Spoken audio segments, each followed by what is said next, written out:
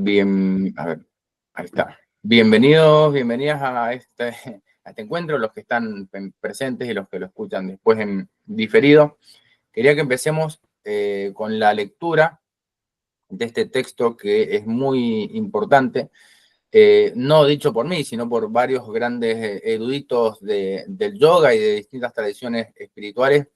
Los Yoga Sutras de Patanjali son, como dice el nombre, textos, a veces traducidos como los aforismos del yoga, escritos por el sabio Patanjali, que él seguía un poco la tradición también filosófica Samkhya, que es como una corriente filosófica en la India, basado en el maestro Kapila. De hecho, el maestro Kapila fue uno de los 7 sabios de la India, que la ciudad de Kapilavastu, por ejemplo, de donde el Buda es nativo, está construida o nombrada en honor a este sabio, y tiene algunas similitudes, por lo tanto, con el budismo, porque la filosofía del Samkhya significa la filosofía de la enumeración, que es tratar de descubrir a través del conocimiento y de la enumeración, es decir, de la descripción de la realidad, un mayor entendimiento para alcanzar lo que buscaban estas corrientes espirituales, ese estado de iluminación o de liberación.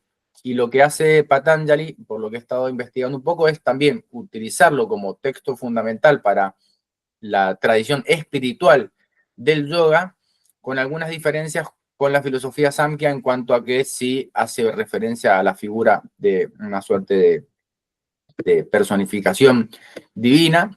Entonces, agrega como otro nivel más a esa exposición espiritual.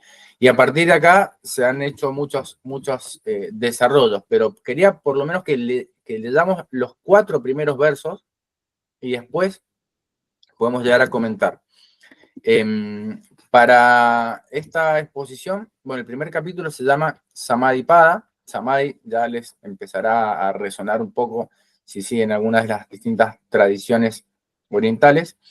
Habla acerca de la contemplación como primer capítulo, y he tomado como fuente 3 autores distintos que lo que tienen en común es que van a trabajar con el texto en sánscrito, con la transliteración, la traducción y también una definición de lo que es cada una de las palabras para que podamos nosotros también discrepar en cuanto a la interpretación y poder arribar nosotros quizá a una versión propia de lo que quiere decir. Entonces, el primer verso simplemente dice, bueno, ahora la enseñanza del yoga.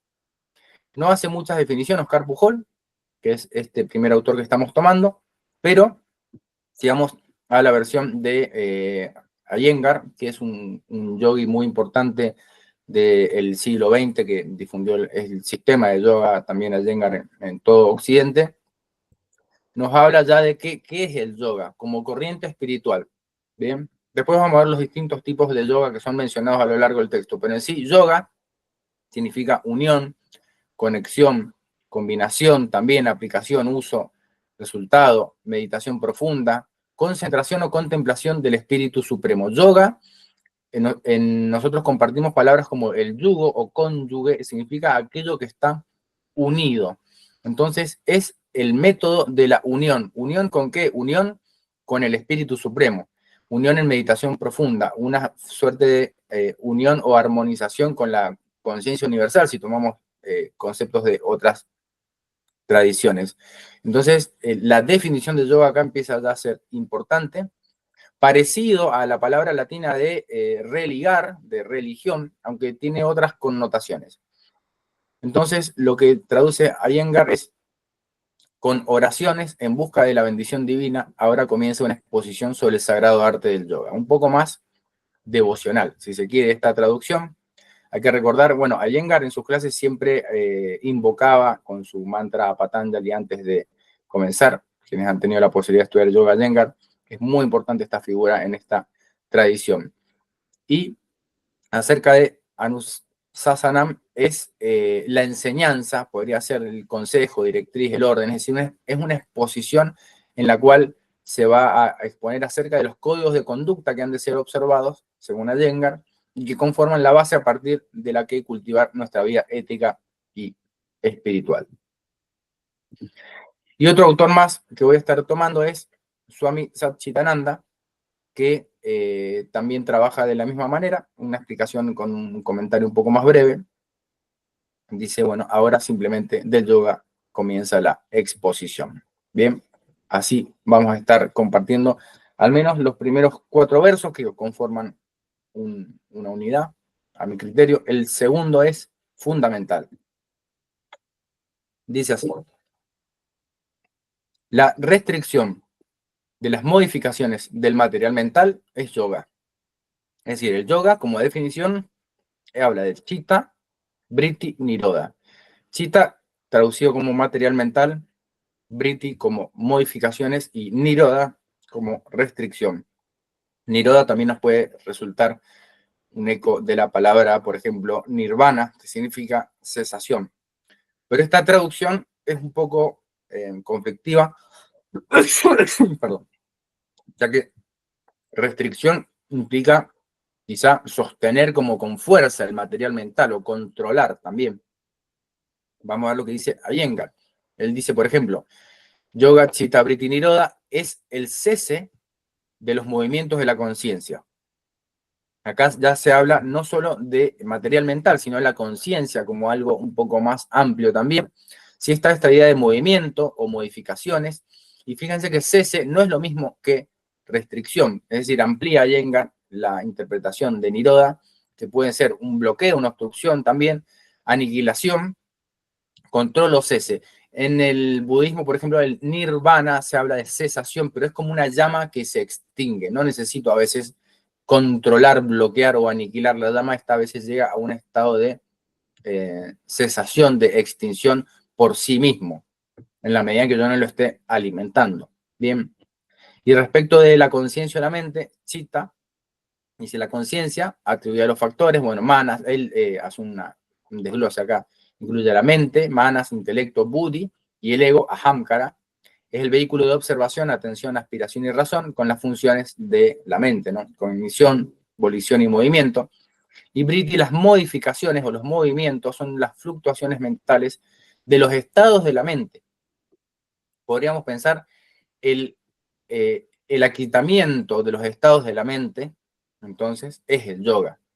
No está diciendo la aniquilación de la mente, sino de los movimientos de la mente. Esto es importante porque significa que la mente va a estar fija en un punto sin fluctuar. Es decir, el control de la fluctuación, podríamos pensar también, de los estados de la mente. Otra definición también, la detención de los procesos mentales.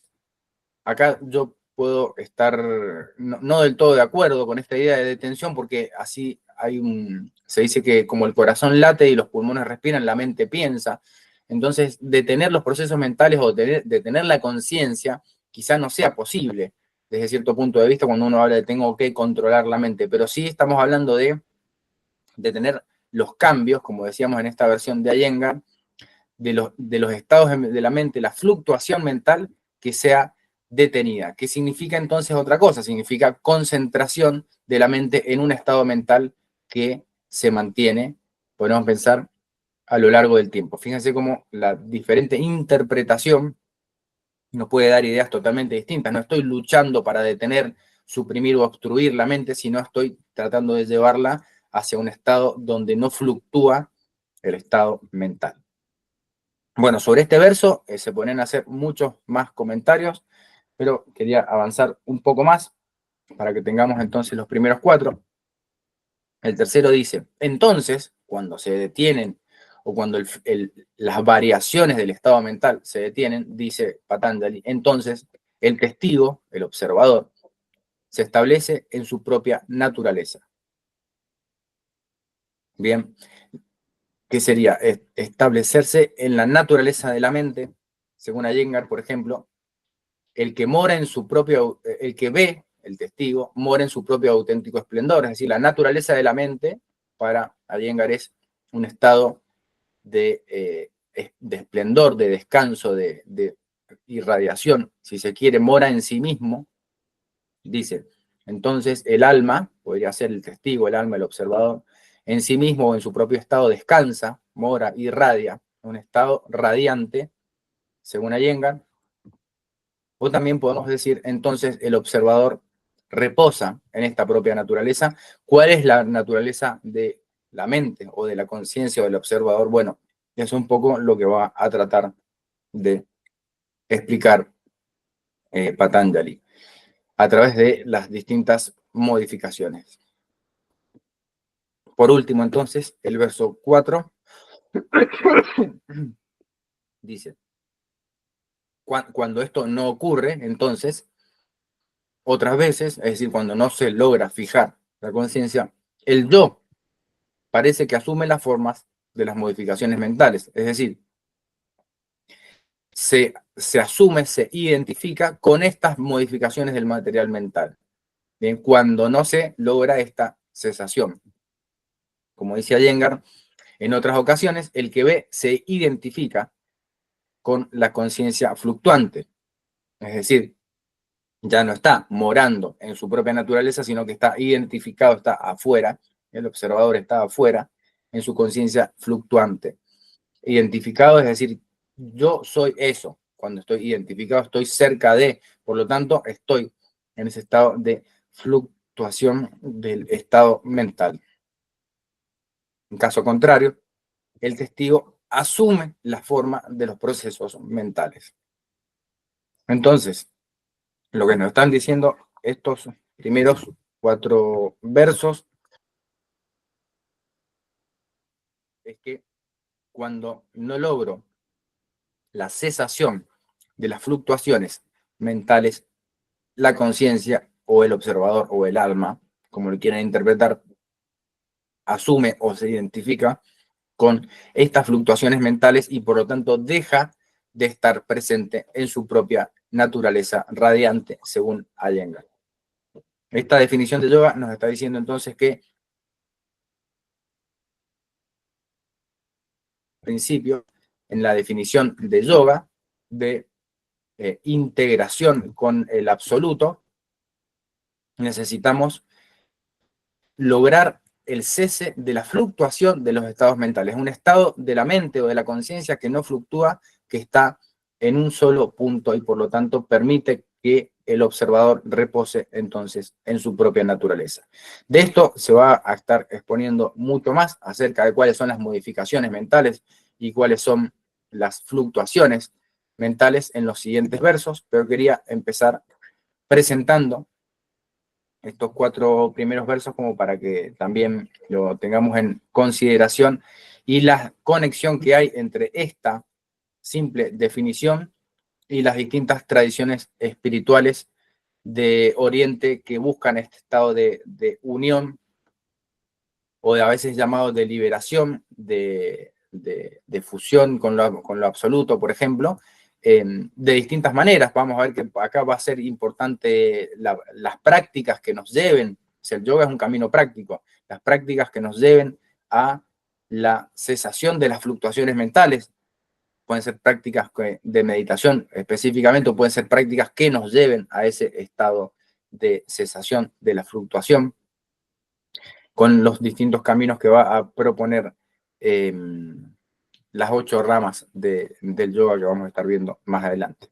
Bueno, eso es un poco lo que les quería presentar hoy como punto de partida, para que veamos cómo hay un hilo conductor también, y esto lo podemos extrapolar luego, casi les diría, a todas las tradiciones espirituales, tanto de Oriente como de Occidente, podemos hacer algún eco de estas palabras de Patanjali.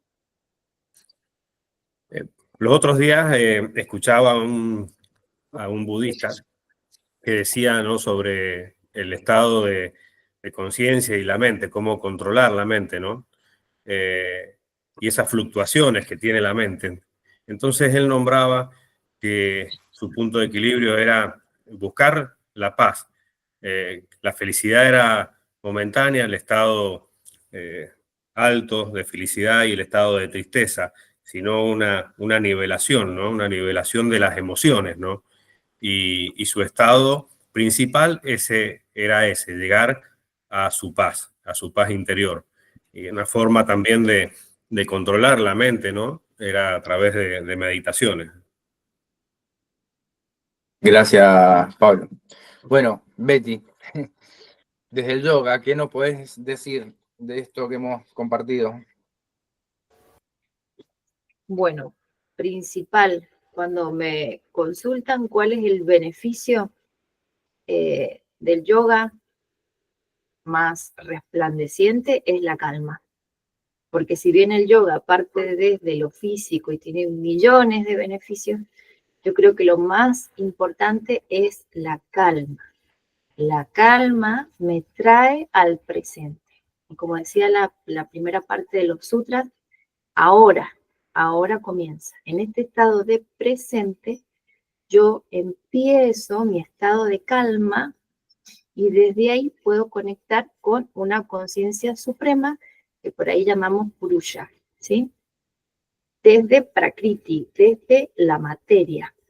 Pero primero tengo que lograr esa calma. ¿Qué me da el control del cuerpo? Tengo que empezar desde el físico para entrar en ese estado de meditación de calma profunda. ¿Sí? Es todo un proceso también de autoconocimiento.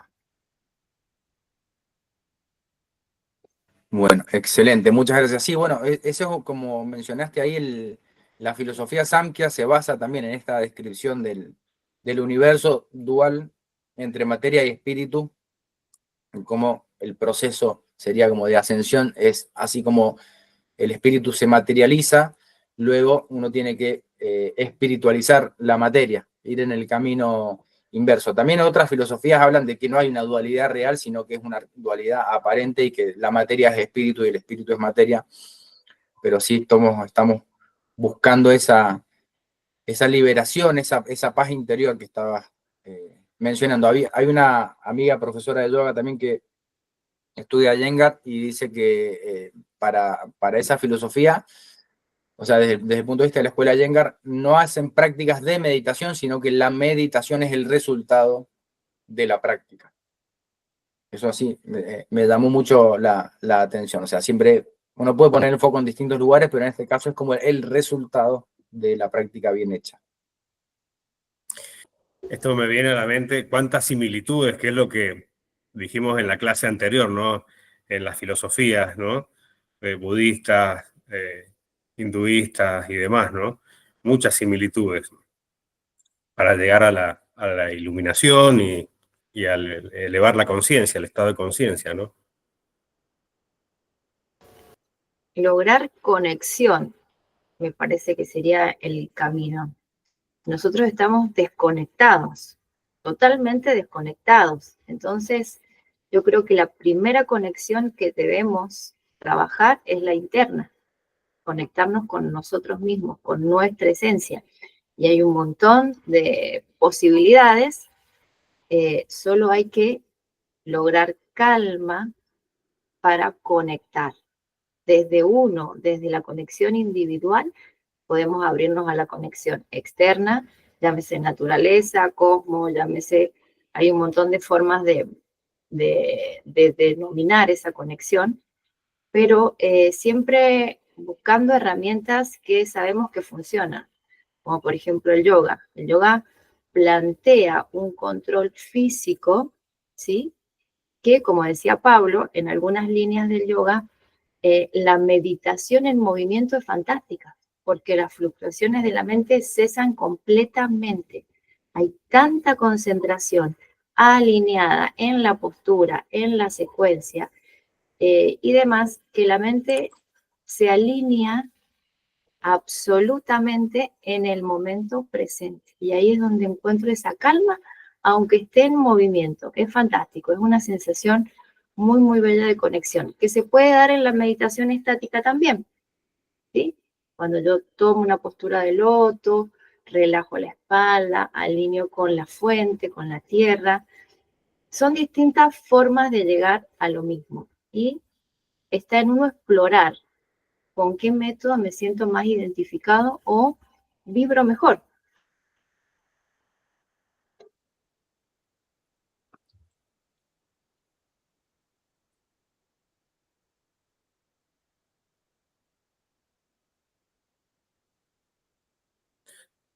Yo no alcanzo a escuchar, no sé si ustedes me escuchan. Sin audio, Pablo.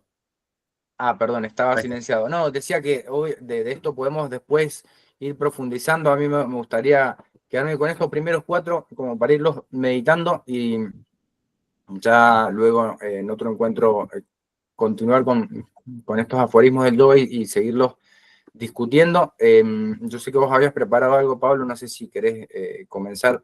Sí, sí. Te cedo la palabra. Gracias, Pablo. Vamos a ver a leer una conversación entre el gran sabio Narada Muni y un rey de la antigüedad llamado Prasinavari.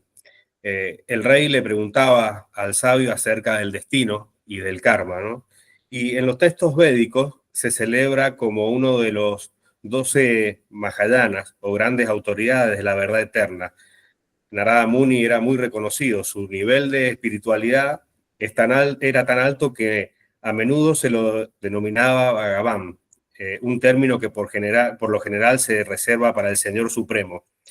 En el Bhagavad Gita 10.26, el Señor Krishna en persona afirma: entre los sabios y semidioses yo soy Narada. Y acá, que tengo el Bhagavad Gita a mano, dice: de todos los árboles yo soy el árbol baniano, y de los sabios entre los semidioses yo soy Narada. De los Gandharvas yo soy Citrarada, y entre los seres perfectos yo soy el sabio Kapila. Eso dice en el Bhagavad Gita. Vamos a leer algo. Este librito se llama Karma, es de Bhaktivedanta Swami Prabhupada, y es una historia acerca del destino y del karma. Esto es el capítulo 4. Lo vamos a mostrar al libro. No sé si ahí se alcanza a ver. Y dice así. Dice: desde hace miles de años, el Srimad Bhagavatam, la escritura védica más sublime, nos presenta una maravillosa conversación entre el gran sabio Narada Muni y un rey de la antigüedad llamado Prasinavari. En el transcurso del diálogo, el rey pregunta al sabio acerca del destino y el karma. El rey Prasinavari dice: la entidad viviente disfruta en su siguiente vida de los resultados de todo lo que hace en esta. Prabhupada explica: generalmente las personas no conocen el vínculo que une este cuerpo con el siguiente. ¿Cómo es posible sufrir o disfrutar en otro cuerpo en la siguiente vida de los resultados de las actividades del cuerpo actual? El rey desea que Narada Muni responda a esta pregunta: ¿cómo se puede tener un cuerpo humano en esta vida y no tenerlo en la siguiente? Ni siquiera los grandes filósofos y científicos pueden explicar el hecho de que el karma pase de un cuerpo al siguiente. Podemos comprobar que toda alma individual tiene un cuerpo individual y que las actividades de una persona o de un cuerpo no las disfruta o sufre ninguna otra persona, ningún otro cuerpo. Por lo tanto, la pregunta que se plantea es: ¿cómo es posible disfrutar o sufrir de las actividades de un cuerpo en el siguiente? Prasinavari dice: los expertos que conocen las conclusiones de los Vedas dicen que disfrutamos o sufrimos de los resultados de nuestras actividades pasadas, pero en la práctica vemos que el cuerpo que llevó a cabo aquellas actividades en la última vida ya se ha perdido. ¿Cómo entonces es posible disfrutar o sufrir las reacciones de aquellas actividades en un cuerpo distinto?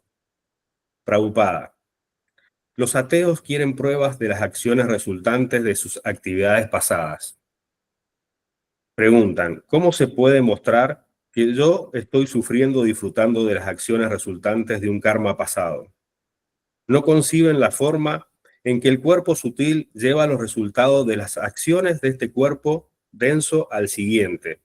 Al cuerpo denso que ahora tenemos le llega un final, pero el cuerpo sutil no se termina.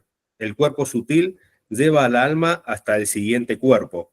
En realidad, el cuerpo denso depende del cuerpo sutil. Por lo tanto, es el cuerpo sutil el que determina los sufrimientos y disfrutes del cuerpo denso. El cuerpo sutil lleva consigo al alma continuamente hasta que se libera del cautiverio material denso. Narada Muni: en esta vida, la entidad viviente actúa en un cuerpo denso. que se ve impulsado a la acción por el cuerpo sutil, compuesto de mente, inteligencia y ego. Cuando el cuerpo denso se pierde, el cuerpo sutil continúa existiendo para disfrutar o sufrir, de modo que no hay cambio alguno. Prabhupada. La entidad viviente tiene dos cuerpos, el sutil y el denso. En realidad disfruta mediante el cuerpo sutil, que está compuesto de mente, inteligencia y ego. El cuerpo denso, la cubierta externa, es un instrumento. Cuando ese cuerpo denso se pierde, es decir, cuando muere, su raíz hecha de mente, inteligencia y ego continúa existiendo y de causa de otro cuerpo denso. Los cuerpos densos aparentemente cambian, pero su verdadera raíz, que es el cuerpo sutil de mente, inteligencia y ego, siempre permanece. Las actividades del cuerpo sutil, ya sean piadosas o impías, crean otra situación para que la entidad viviente disfrute o sufra en su siguiente cuerpo denso. De esta forma, el cuerpo sutil continúa, mientras que los cuerpos densos cambian uno tras otro. Los científicos y filósofos contemporáneos son demasiado materialistas y esa energía ilusoria les ha quitado el conocimiento. Debido a ello, no pueden explicar cómo cambia el cuerpo denso. El filósofo materialista Darwin trató de estudiar los cambios del cuerpo denso, pero como no tenía conocimiento del cuerpo sutil ni del alma, no pudo explicar claramente cómo se produce el proceso evolutivo. Puede que cambiemos de cuerpo denso, pero seguimos actuando con el cuerpo sutil. La gente no entiende la actividad del cuerpo sutil y por ello están confusos, pues no pueden comprender que es posible que las acciones de un cuerpo denso afecten al siguiente cuerpo denso. La superalma, como se explica en el Bhagavad Gita, dirige las actividades del cuerpo sutil. Yo estoy situado en el corazón de todos, y de mí vienen el recuerdo, el conocimiento y el olvido. En la forma de superalma, la suprema personalidad de Dios dirige al alma individual. Debido a ello, el alma individual siempre sabe cómo actuar conforme a las reacciones de su karma pasado. En otras palabras, la superalma le recuerda que actúe de esa forma. Por lo tanto, aunque aparentemente hay un cambio en el cuerpo denso, cada vida del alma individual es continuación de la anterior. Bueno, esto nos habla un poco, Betty, de la rueda del samsara, ¿no? De la reencarnación, del karma, de las actividades, ¿no?, que uno tiene y de cómo se manifiesta la vida de acuerdo a la anterior, ¿no? Lo que estamos viviendo también es parte de lo que vivimos en vidas pasadas, ¿no? Entonces, bueno, es muy importante llevar una vida sana y tratar de esa conexión que vos hablabas hace rato, esa conexión y tratar de elevar el estado de conciencia, ¿no? Vida tras vida, ir superando todas esas adversidades, ¿no? Eso nos habla un poquito el libro de Karma, y es para expandirse. Narada Muni tiene cosas muy interesantes. Ese sabio ha escrito muchos libros y que ya lo vamos a ir leyendo a medida que van pasando las clases.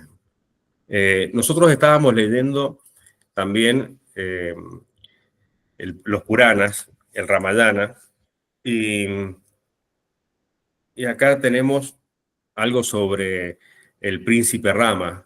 El príncipe Rama, vamos a pasar ahora a esta lectura, que la hacemos muy breve, vamos leyendo muy poquitas hojas para que no sea tan extensa la clase, ¿no? Pero bueno, el Ramayana lo estamos leyendo. Habíamos dicho que Rama estaba cerrado. Comentario de la lectura anterior, que me parece importante remarcar.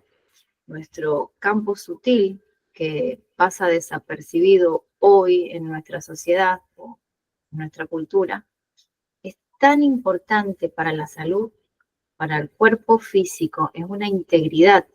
Nosotros cuando buscamos salud, la buscamos desde el cuerpo físico, pero el cuerpo sutil es el que complementa el estado de bienestar. Entonces, lograr vernos como una totalidad física y sutil es lo que nos permite ese estado de conexión interna.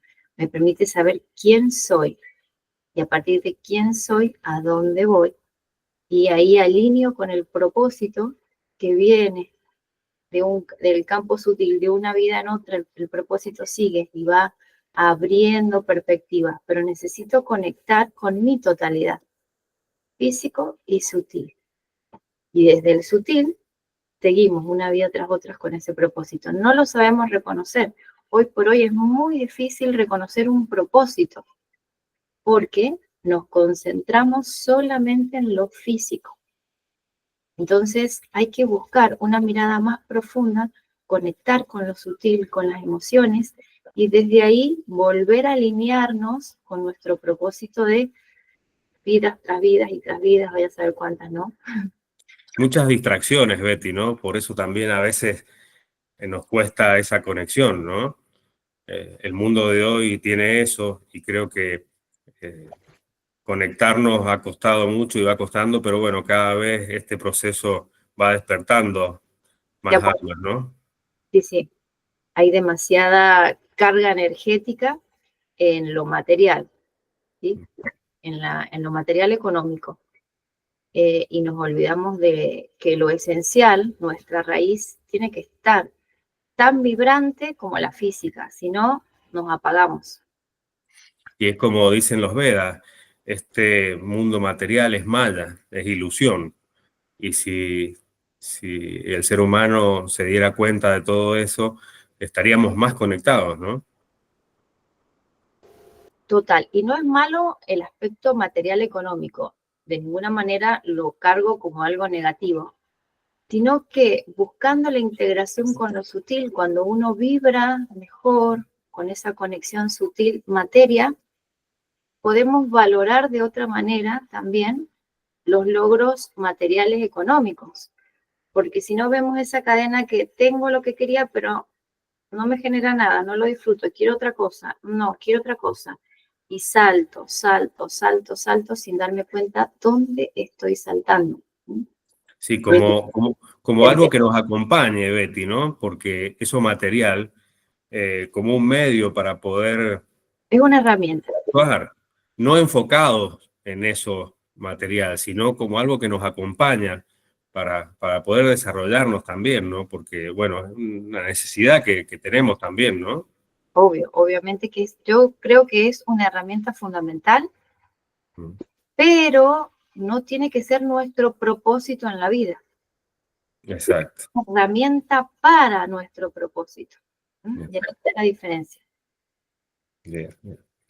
Bueno, vamos a seguir un ratito con unos minutos con el Ramayana, ¿puede ser? Bueno, el príncipe Rama estaba siendo desterrado y acá estaba ante la multitud, habíamos leído la clase anterior, ¿no? Y la multitud gritaba, detén los caballos, cochero, le dice Rama. ¿Ves?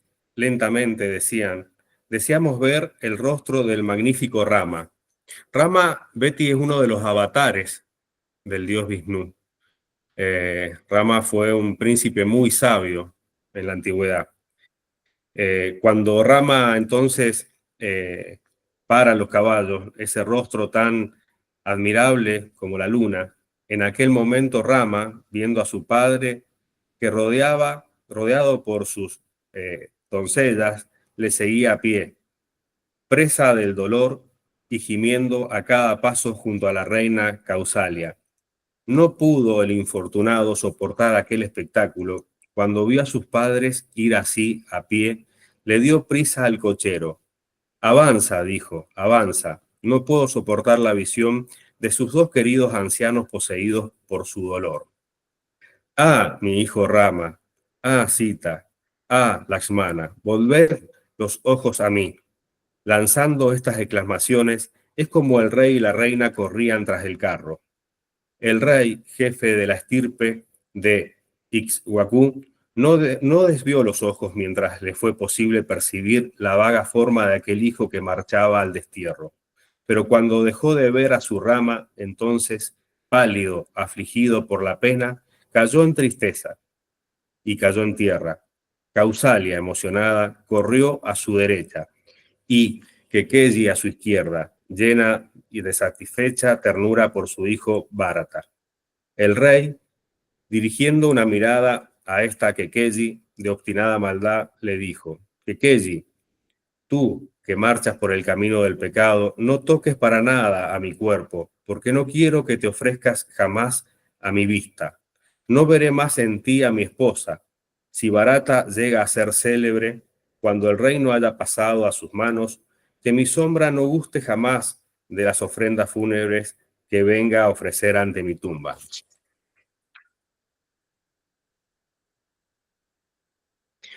Rama es desterrado por una de las consortes del rey, no propiamente su madre, sino otra consorte en donde el rey debía una promesa, un deseo de esa consorte, y esa consorte a su vez tenía un hijo, otro hijo con el rey llamado Bharata, en donde ella quería que el reinado fuese para Bharata y no para Rama. Entonces, para cumplir ese deseo, pide que Rama abandonase por 14 años el reino y fuese desterrado al bosque.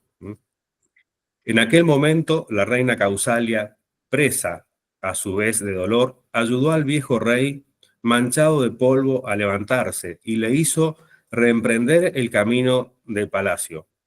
El monarca, lleno de tristeza, dijo estas palabras: que me conduzcan enseguida al departamento de Kausalya, madre de mi hijo Rama. Los hombres más adictos a Rama siguieron a este héroe que, magnánimo y fuerte como la verdad, se acercaba a los bosques en donde debía habitar. Rama, el deber personificado, mirándoles y bebiendo en sus ojos, por así decir, el amor de sus fieles vasallos, les dirigió estas palabras como si todos ellos fuesen sus propios hijos. Habitantes de Abdodia, por amor a mí, hacer recaer sobre la cabeza de Bharata la adhesión y la estima que habéis puesto en mi persona. En una edad en la que todavía es un niño, está muy adelantado en la ciencia, es siempre cariñoso con los amigos, es valeroso y audaz, y de su boca solo salen palabras gratas para todos. Enseguida, el noble príncipe, habiendo decidido que harían un alto en la ribera del Tamasa, contemplando la orilla, le dijo al hijo de Sumitra: este sitio me gusta por las diferentes especies de frutos silvestres. Permanezcamos aquí esta noche con todos aquellos que nos siguen. El cochero del rey detuvo su carro en el momento en que el sol llegaba a su ocaso. El noble conductor, viendo que la noche se venía encima, preparó, ayudado por el hijo de Sumitra, el lecho de Rama. Entonces, después de haber deseado buenas noches a Lakshmana, se acostó con su esposa en aquella cama hecha con hojas de árbol, a la orilla del río. Así fue, pues como Rama, llegado a las orillas del Tamasa, hizo alto en la noche junto a los vasallos de su padre. Pero habiéndose levantado a medianoche y habiéndoles vistos a todos dormidos, dijo a su hermano: mira, hermano mío, a esos habitantes de la ciudad, sin ninguna de las modalidades de su hogar, no teniendo más que corazón, ve cómo duermen bajo los árboles tan quietamente como bajo sus techos.